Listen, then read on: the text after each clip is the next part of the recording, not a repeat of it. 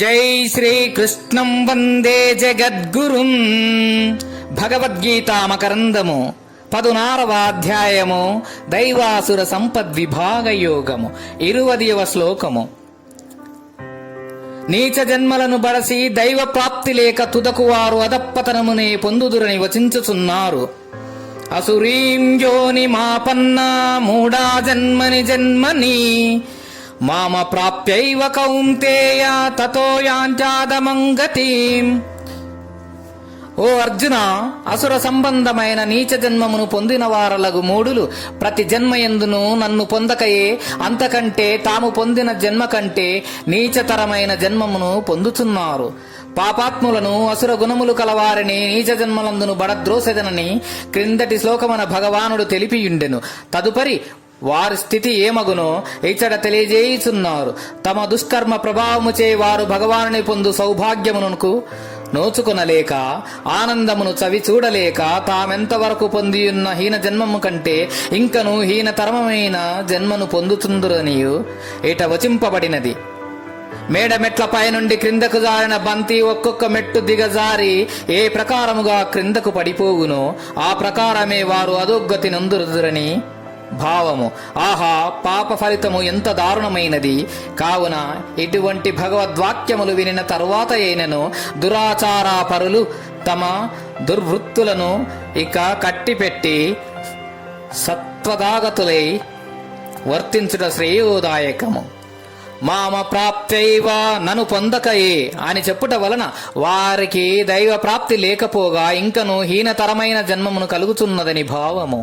కావున మనుజుడు హీన జన్మనొందక ఉండులాగునను దైవమును పొందులాగునను ఏకకాలముననే ప్రయత్నించవలెను. ఎట్టి సౌభాగ్య స్థితి జీవుని సదాచరణపైనే ఆధారపడియుండును. ఈ విషయమును రాబో శ్లోకమును చెప్పనున్నారు. అసుర జన్మను పొందిన మూడుల యొక్క పరిస్థితి ఎట్లుండును? వారు పరమాత్మను పొందక తామెంతవరకు ఉన్నటువంటి నీచ జన్మ కంటెను ఇంకను నీచతరమైన జన్మను పొందుదురు. కాబట్టి జీవుడు కడతేరుటకు మార్గమేమి? అసుర సంపదను దుర్గుణములను దురాచారములను వదలి దైవీ సంపదను సద్గుణములను సదాచారములను పరిగ్రహించవలెను. నరక బాధ నుండి తప్పించుకుని ఉపాయమును సెలవిచ్చుచున్నారు. భగవద్గీత మకరందము 16వ అధ్యాయము దైవాసుర సంపద్విభాగ యోగము 21వ శ్లోకము. త్రివిధం నరకస్యేదం ద్వారం నాశనమాత్మానః కామక్రోధస్తదా లోభస్తస్మాదేవ తత్తయం త్యజేత్. కామము, క్రోధము, లోభము అను ఈ మూడు విధములగు నరక ద్వారములు. ఇవి తనకు జీవునకు నాశము కలగజేయును. కాబట్టి ఈ మూడింటిని విడనాడవలెను. లేక కామము, క్రోధము, లోభము అను మూడు విధములగు ఈ అసుర సంపద నరకమునకు ద్వారము అనియు చెప్పవచ్చును. నరక ప్రాప్తికి హేతుభూతమైన దుష్టత్రయం ఈ శ్లోకమున తెలియజేయబడినది. ఆ మూడును కామాదులు నరకమునకు ద్వారముల వంటివి అని చెప్పబడినది. అనగా అవి కలవారికి నరక ద్వారము తెరవబడి అని అర్థము. ఆ మూడు దుర్గుణములు లేని వారికి ఆ ద్వారములు మూయబడి ఉండుట వలన ఇక వారికి నరక ప్రవేశము లేదని ఏ అర్థము. ఇంతదనుక భగవానుడు అనేక అసుర గుణములు చెప్పుచూ వచ్చెను. అట్టి దుర్గుణములు కలవారు క్రింది లోకములకు నీచ జన్మలకు జనునాడుచు దుఃఖ పరంపరలను అనుభవించుచుందురనియు తెలిపెను. అయితే ఇక వారి అంతియేనా వారి గతి? వారు ఉద్ధరింపబడుట లేక అవకాశము లేవా అని ప్రశ్నించిన కలవని గీతాచార్యుడు చెప్పుచున్నాడు. అసుర గుణములన్నింటినీ మూడు విధములుగా విభజింపవచ్చును. అవి ఏ కామము, క్రోధము, లోభము. కాబట్టి ఎవడి ఈ మూడింటిని ప్రయత్నపూర్వకంగా త్యజించి వేయును అతడు నరకం యొక్క బెడద నుండి తప్పించుకొని ఊర్ధ్వగతిని బడయగలడు. ఈ సత్యం ఇంకను రాబో శ్లోకమున చక్కగా విశదీకరింపబడగలదు. కాబట్టి ఇక పాపాత్ములెవరును తమ యథపతనమును గూర్చి దిగులు పడక తామెచ్చోటనున్నారో అచ్చోట నుండియే భగవానుడు తెలిపిన ఆ కామ, క్రోధ, లోభ, త్యాగ రూప ప్రయత్నం ఆచరించుచు నుండినచో అచిరకాలములోనే వారు నరక విముక్తులై దుఃఖ వివర్జితులై పరమశ్రేయమునొందగలరు.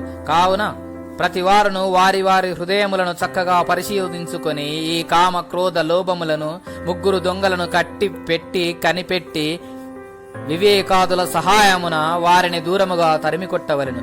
ఈ శ్లోకమున త్రివిధం అని పదమును నరకం అని దానికి గాక ఇదం అను పదమునకు విశేషణముగా చెప్పి కామ క్రోధ లోభములను 3 విధములుగానున్న అసురీ సంపద నరక ద్వారము అనియు అర్థము చెప్పవచ్చును. నరకమునకు ఎన్ని ద్వారములు? అవి ఏవి? 3. అవి క్రమముగా కామము, క్రోధము, లోభము అనునవి. ఆ కామాదుల వలన జీవునకు కలుగు హాని ఏమి? అవి అతనిని నశింపజేయును. అతని వినాశనమునకవి హేతువులయ్యున్నవి. కాబట్టి శ్రేయమును అభిలషించు వాడేమి చేయవలను? ఆ 3 దుర్గుణములను త్యజించి వేయవలను. అసురీ సంపదకు సంబంధించిన అనేక దుర్గుణములు భగవానుడు తెలిపెను గదా, వాటినన్నింటినీ సంక్షేపించి 3గా చెప్పుము. ఉత్తరము: కామము, క్రోధము, లోభము. జై శ్రీకృష్ణం వందే జగద్గురుం. భగవద్గీతా మకరందము. గీతాచార్యులు.